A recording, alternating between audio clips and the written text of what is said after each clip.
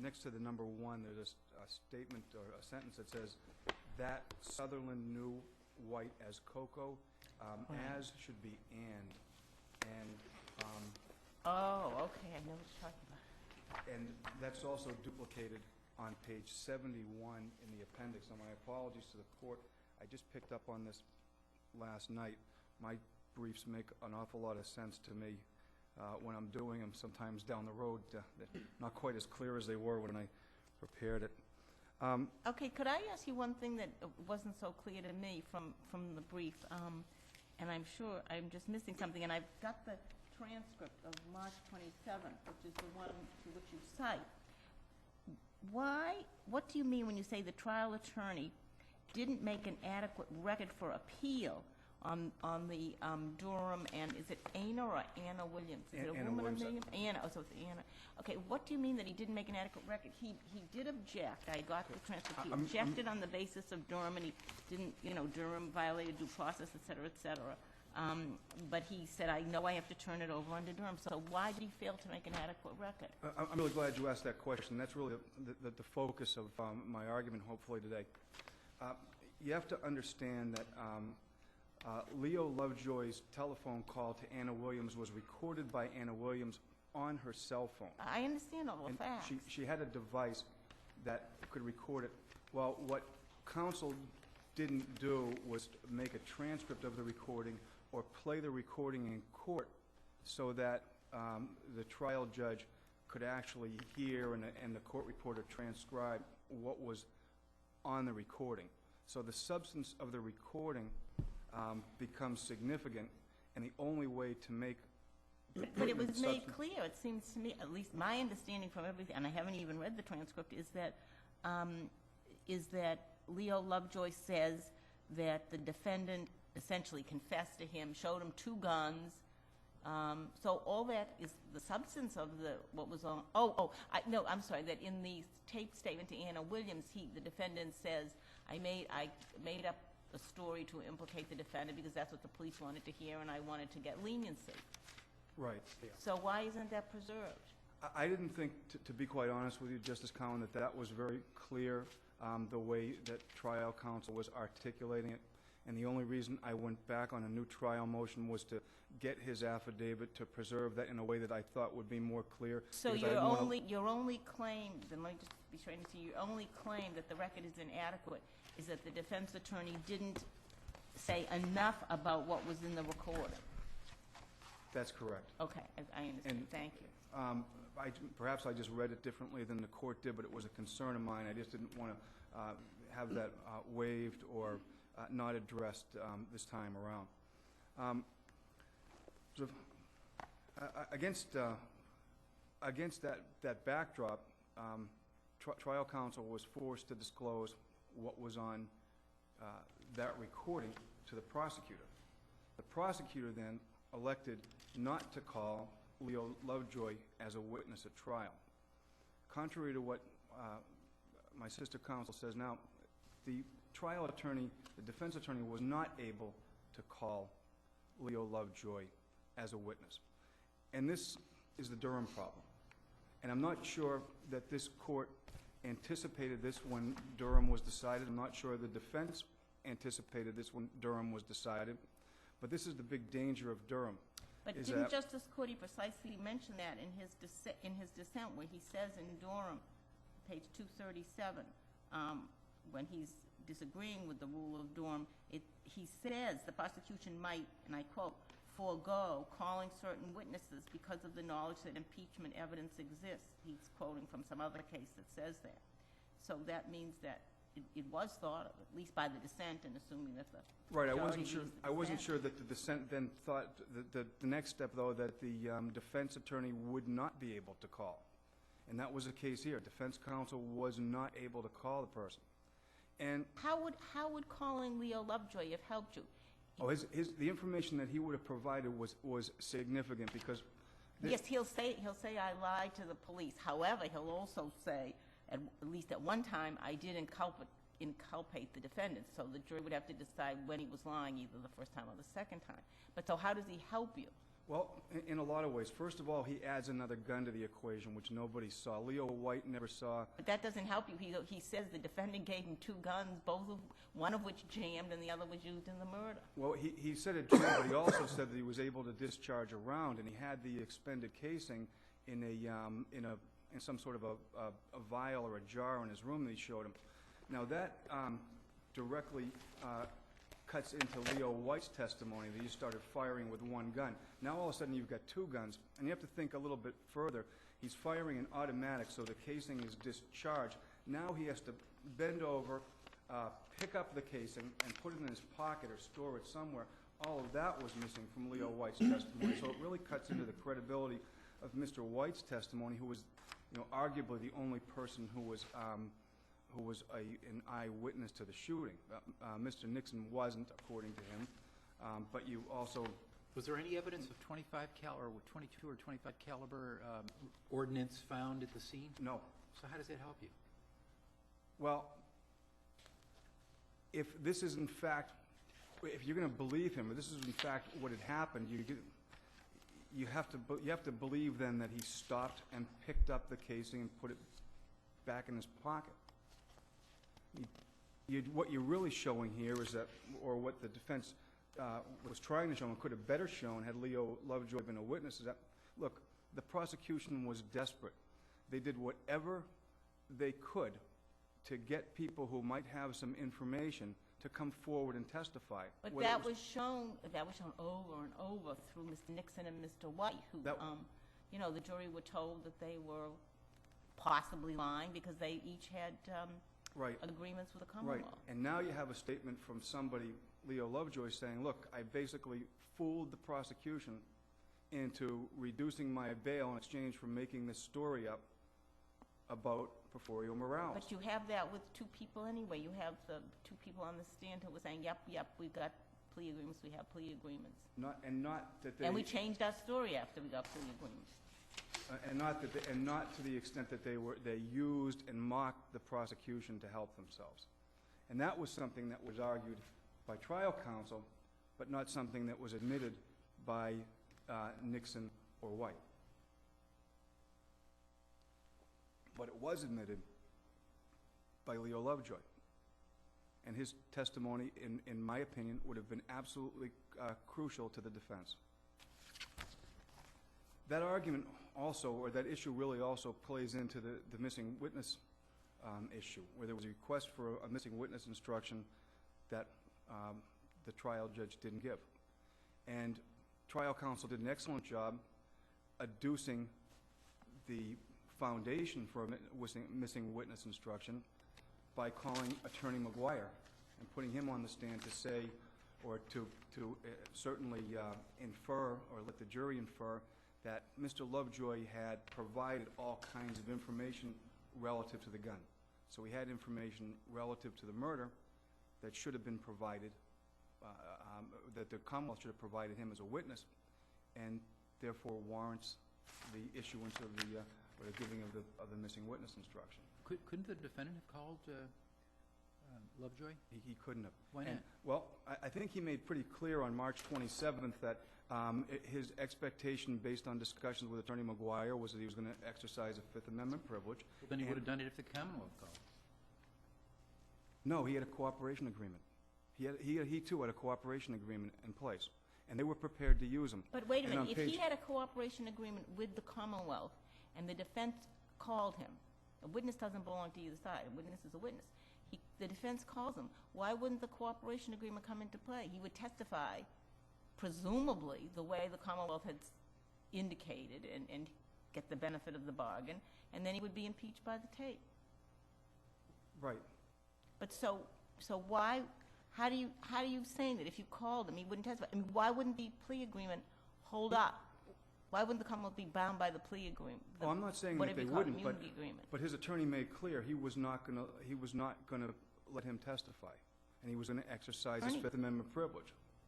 You know, the defense attorney doesn't have the right to put the cooperation agreement together. The defense attorney doesn't have the right to or is not going to get a grant of immunity. It's not immunity, is what you're saying. I'm sorry? It's not immunity. No. But was it a written agreement? I'm not sure that, I believe that all the cooperation agreements were written agreements. Yes, so But there it's is a written but agreement. what you're saying is it's a practical matter, right? The Commonwealth cannot force him to testify, I take it, right? But the Commonwealth can say to a witness, if you don't testify, right, Then you'll be charged. that we're going to throw the book at you. Right, And so he testifies. right. If he doesn't have immunity and he's got a cooperating agreement, he just says, I'm not going to testify. And the defense can't say, well, I'm going to throw the book at you, because the defense cannot throw the book at him. Right, precisely. I have a question. You say on page 28 of your brief, Lovejoy's testimony would have added Morales' admission. Okay, something one would think, oh, I see. Oh, I understand. I withdraw the question.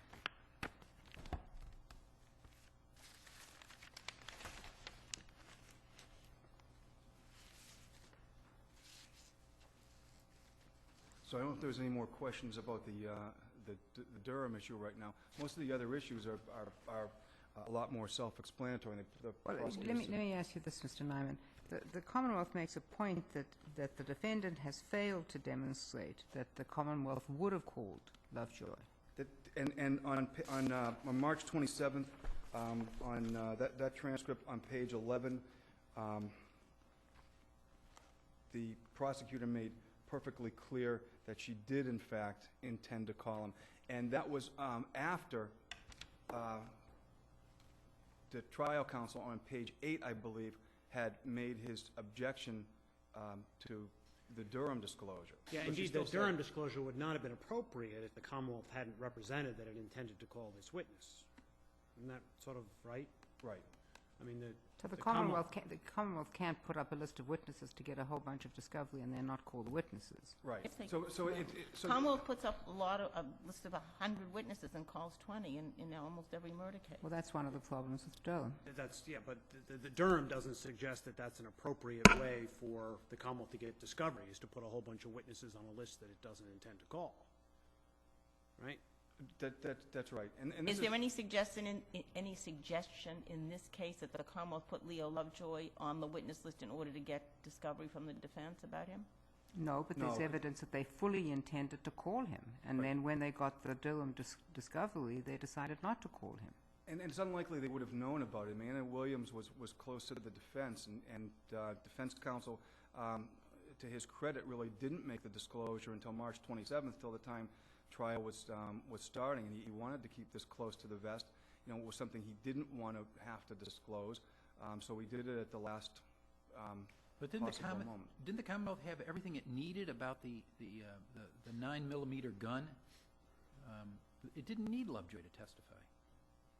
In fact, it was better because they had the witness who appears to be independent, this Bridget Morris, who puts the gun in the defendant's hand. He's selling it to her cousin George Lovejoy. They wanted Lovejoy to testify because he was the one who would really put the nail in the coffin. He was the one who was going to give up the confession or the admission by Morales, and he was not a percipient witness, someone who arguably had a greater motive or bias in terms of his testimony, as was revealed through the cross-examination of Nixon and White. So he was someone who the prosecution would definitely want, essentially an independent witness to this. Now, But he's White's half-brother, so he has a bias to testify in some way that would exonerate White. Isn't that true? correct? And he also, again, it's not helpful to the Commonwealth to get his statement in because, for the reason that it brings in two guns, whereas the Commonwealth is better off with evidence of only one gun, the way the case went down. But they made a decision ahead of time that they were going to use him as a witness. He But was on their witness list. We don't know. I mean, the decisions aren't made till as the case plays out. Well, when they make, He was on the witness list. How long was the witness list, and how many of the witnesses were called? most of the people who were on the witness list were called. I can't specifically answer that question, but this was not a very lengthy trial. There were not a lot of witnesses, And I think the trial ended on the 30th of March or the next day, and this was on the 27th that the prosecutor made clear that she intended to use Leo Lovejoy. Now, she had his statement at that point for a couple of years, or a year and a half. So her decision to use him as a witness was contemplated well in advance of the 27th, the day the trial commenced. And it was clarified again that day. And that's really one of the many dangers of Durham. This just happened to rear itself in this case. But there is no reason that, even if she had that information, that she should have then been in the position where she can elect then not to call him. The next issue, if the court cares to hear about it right now, is counsel's failure to present an alibi witness. His strategy in this case was to, and he made clear in his affidavit, was to separate Morales from Nixon and White. And I mean, his affidavit talks about why he didn't call Sheila Brady. Sheila Brady, But right. his affidavit doesn't talk about Robert, although are we to assume that the reasons why he didn't call Sheila also encompass why he didn't call Robert? I wouldn't make that assumption at all, and I wasn't representing Mr. Morales at the time that this was brought, that this motion was filed in the court. That was a predecessor counsel, but it was pretty clear that he didn't even know about Rob Brady as an alibi, and didn't make any excuse for not calling Rob Brady as an alibi witness.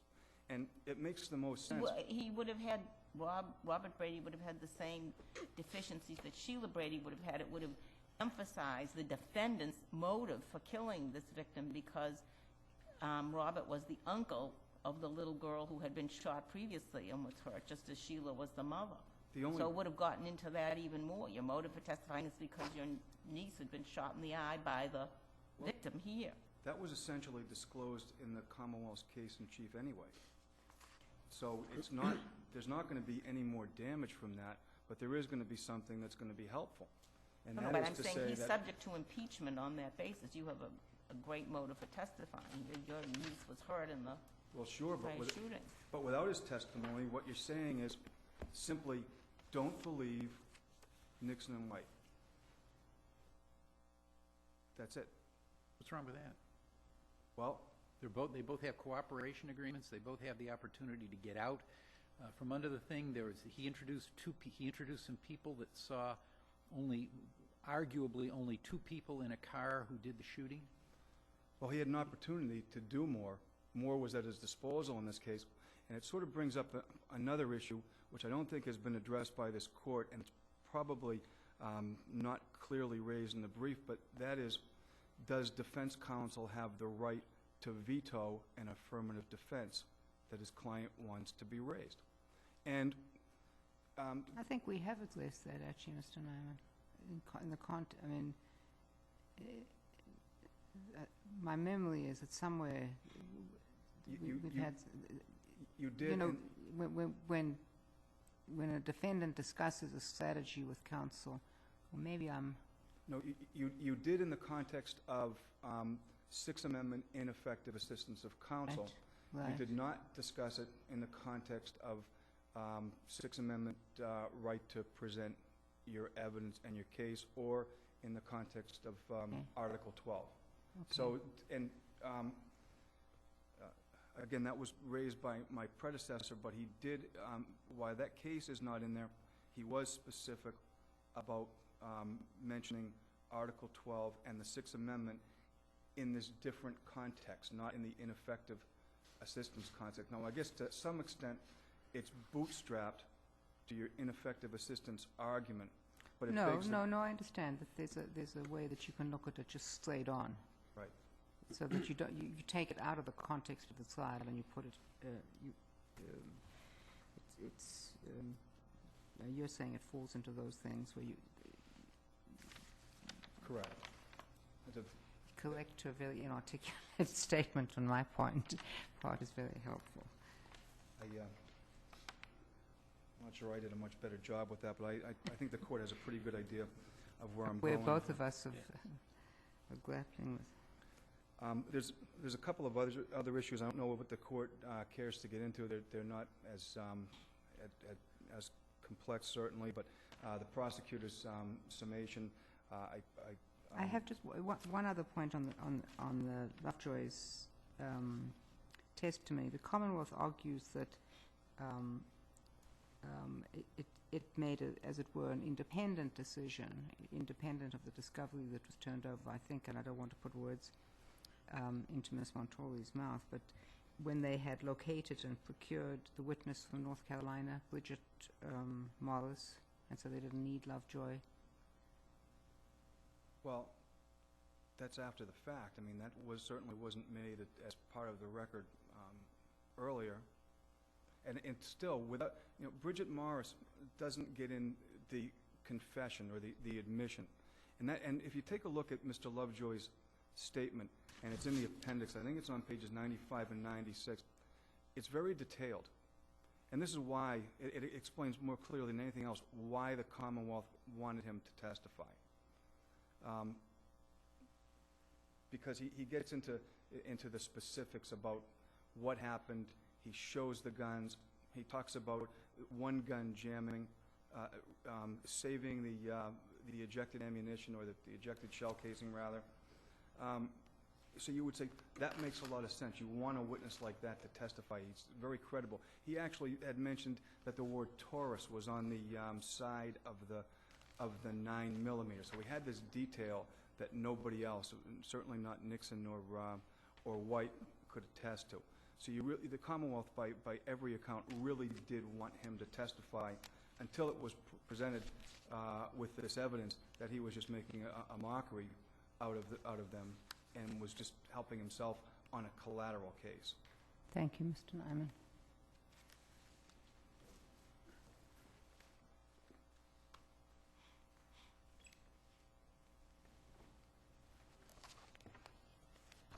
May it please the court, I'm Jane Montori, an assistant district attorney arguing today on behalf of the Commonwealth. Ms. Montori, this is a minor point, but attached to your brief there's an appendix which has a street map of Gun Square. Was that introduced in evidence? It was not. I just thought that because the routes were described by the various witnesses, that it might be some help to the court, and that the court can take judicial notice of street locations and geography. Okay. There was much made by the defense in this case of the various routes, and so I thought that it would be helpful to the court. There was a view in this case, and there may have been a street map.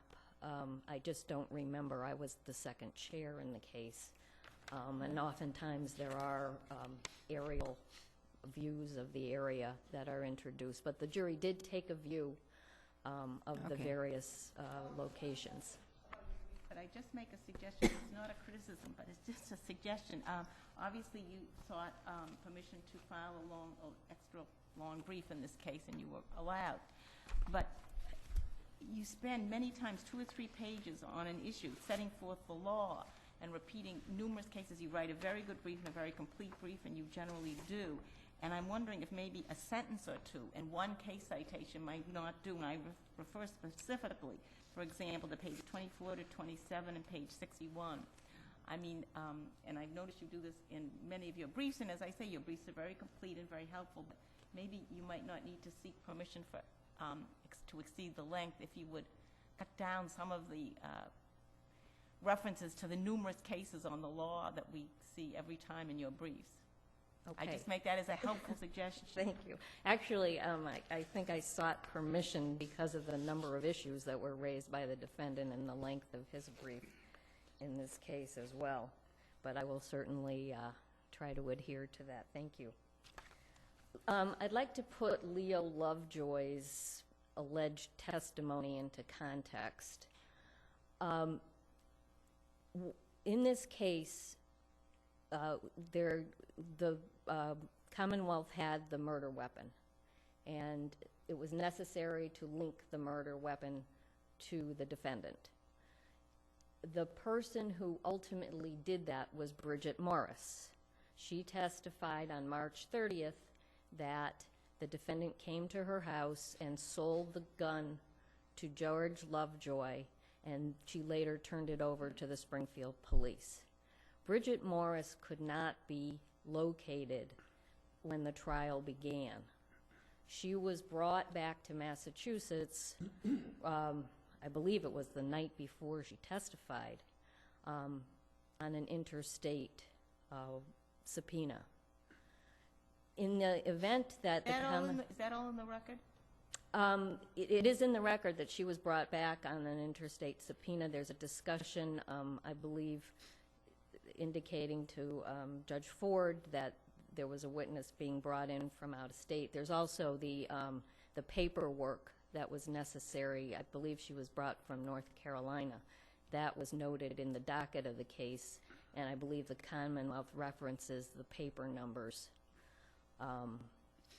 of those docket entries. Is it in the record that she could not be located when trial began? I'm not sure that that is in the record, Your Honor. But in the event that she could not have been located, Leo Lovejoy would have been necessary to link the defendant to the gun. When she was located, the prosecutor assessed Leo Lovejoy's impact as a witness and decided he was not necessary. I mean, the difficulty here is, first we have to see what's in the record. Then we can't have your, as it were, testimony as to what the prosecutor did, unless that's in the record. Did the prosecutor testify at the motion for a new trial? No, there was no hearing. There was no hearing, so I think it's reasonable to infer from the record that when Bridget Morris was found, Leo Lovejoy was not a necessary witness. But how do we know Bridget Morris was among the missing? That's the key. Well, she was brought back. Yeah, but she might have been done that. I mean, believe me, even in civil cases, people say, I'll come if you subpoena me. I'm not going to come on my own accord. There are lots of reasons why people do that. I can look through the record, Your Honor, and write a letter if there was a reference to her being missing. It's clear that she was brought from out of state. That's fine. People move from out of state, and they often say, I'm not going to come. If you could subpoena me, fine, I'll come. Well, if in the event that she didn't come, Leo Lovejoy was necessary. And but these are hypotheticals. That's the well, problem. and I would suggest that the defendant's assertion that the Commonwealth would have called Leo Lovejoy but for this Anna Williams tape is a hypothetical or a conjecture. Well, it is conjecture, but it at least is supported by the record. The Commonwealth, shortly before trial, I understand that you may have a list of witnesses, and I'm not suggesting that the Commonwealth listed the witnesses in order to obtain discovery, but the Commonwealth listed the witnesses, said this is who we're going to go forward with. Usually by that time, with very good defense counsel and prosecutors, people are trying to figure out who's really going to be brought. But to say to a prosecutor, okay, you have to call the people who you you're going to call at the beginning of the trial, hamstrings. No, we're not, I don't think that's what the defendant is asking for. I think that is what he's asking. No, the defendant is saying that the Durham rule creates a problem here. Well, if you could show that the reason Leo Lovejoy wasn't called was because of this impeachment. The only way that you're going to show that is to call the prosecutor, and that's not going to happen. But I think it's clear from the record, just based on Leo Lovejoy's statement, that the Commonwealth had more to lose by calling him than to gain. He talked about seeing two guns. But that's not and that was but that goes to the very gist of the defendant's claim, which is that he's got a statement from Lovejoy, different statement, saying I was just doing this, to essentially manipulate and to get what I could. And I mean, it may be problematic.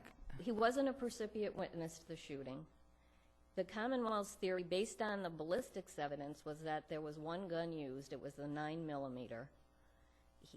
Leo Lovejoy says the defendant told him there were two guns there. One was a .25 caliber. And the other important reason for not calling him is that he was another witness. Although he was not charged in this crime, he had been charged with a crime that he committed allegedly in Chicopee shortly after this murder. He would have been another witness testifying to in accordance with a cooperation agreement.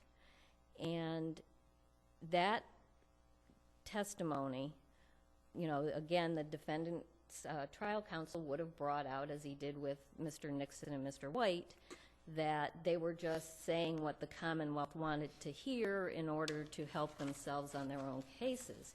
This would have been another witness that could have been cross-examined and probably would have been cross-examined in that manner, and would have and might have very well diluted the testimony of Mr. Nixon and Mr. White further.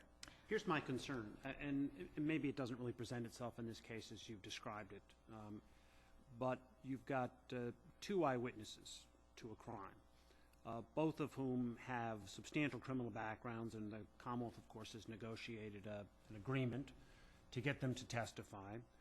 Just before, and those are the two witnesses in the case, and just before trial, a mandatory disclosure, the defendant has to turn over this tape-recorded conversation where one of the recipient witnesses said, "I really made it all up."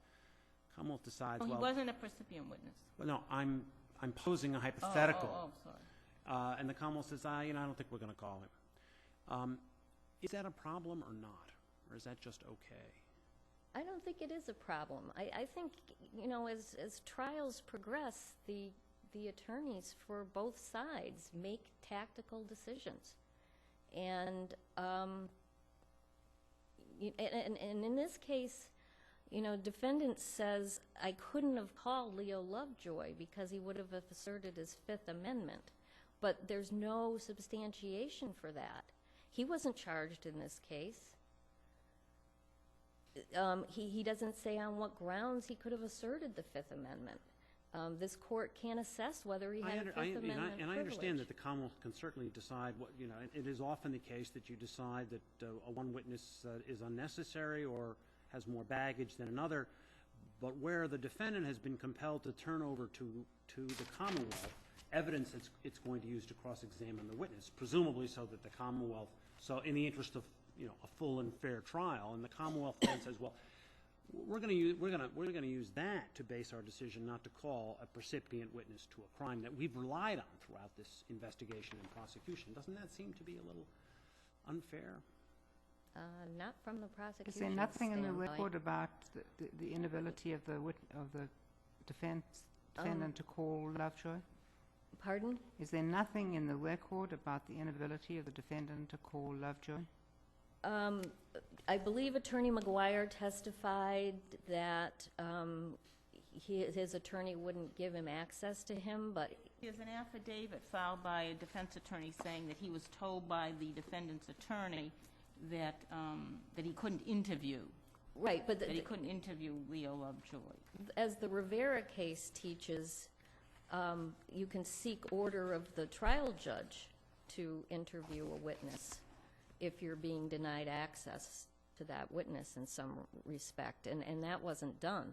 And the attorney says that I also understood that if I called him, he would exercise his Fifth Amendment privilege now. That's Again- sort of vague. Yeah, we're given no basis to determine whether that privilege is valid, and if he did have a valid privilege, it would apply whether the Commonwealth or the defendant called him. I have a question on another subject. What about the fact that the defense attorney didn't present a defensive alibi? How does that square with the defense attorney's strategy of he tried to distance the defendant from White and Nixon? And would it have assisted him to distance the defendant from White and Nixon by presenting an alibi? Well, I think you have to, as the trial judge, who was also the motion judge, did rely on trial counsel's affidavit, which was And he said he thought the case was in as good a position as he could get. Well, he found Sheila Brady not to be credible. I'm not talking about the Bradys, but there were a bunch of people at the house that night, apparently. Well, the only affidavits we have are from Sheila Brady and her brother Robert, who say that the defendant was there. Right, and I understand that they could be interested witnesses and all the reasons the Commonwealth says, but what about the defense attorney not doing any further investigation for all the other people, as to all the other people who were present and what they could have said? I don't know that they were at the house the whole night. I suppose it's too speculative. That's the answer. And I don't know if he knew who they were. There are a lot of unanswered questions, or, You can't speculate. Somebody said, there were guns all over this house. So if you found somebody who was there, maybe that's what they would have testified to. I mean, there are just too many unanswered questions, I think, to say whether that was a viable defense in this case. I think coming from the defendant's girlfriend and her brother, as the trial counsel assessed her testimony, Sheila Brady's testimony, as being not credible. It would have been an imperfect alibi, as I understand his affidavit, because she had spent some time in a shower and couldn't account for the defendant's whereabouts at that time. And the real reason, or the most important reason, I think, is because it would have added to the motive evidence. It was her daughter who was shot on the 4th of July. And it was revenge for that shooting that was motive for this shooting. And the only person who testified to that the defendant sought revenge was Marquis Nixon, who, was testifying pursuant to a cooperation agreement with the Commonwealth, and the defendant portrayed him as trying to save his own skin. So I think if it had come from Sheila Brady, as it would have on cross-examination, according to trial counsel's assessment, it would have been much stronger evidence. So he was wise, made a reasonable tactical decision to stay away from it. And there's no affidavits from any other people who were at that house at that time. So I can't address that, whether anybody was available or anything of that nature. And the missing witness instruction, I would suggest it's an abuse of discretion standard. The judge did not abuse his discretion. And for the reasons that I outlined, why the Commonwealth would logically not call Leo Lovejoy were the same reasons why Judge Ford properly denied defendant's request for a missing witness instruction. I would also add, though, that much of what I believe defense wanted to get from Leo Lovejoy, he got from Attorney McGuire. He was able to argue in closing that Leo Lovejoy, when he picked his brother, his half-brother Leo White up at 160 King Street right after the murder, got the murder weapon at that time, and then turned it over to Bridget Morris, and then made the deal after he was arrested, made the deal to turn the weapon over to the police in order to get a reduction in his bail and perhaps some consideration on his charges. So I think the part of what, at least, the defense wanted to elicit from Leo Lovejoy, they got through his attorney.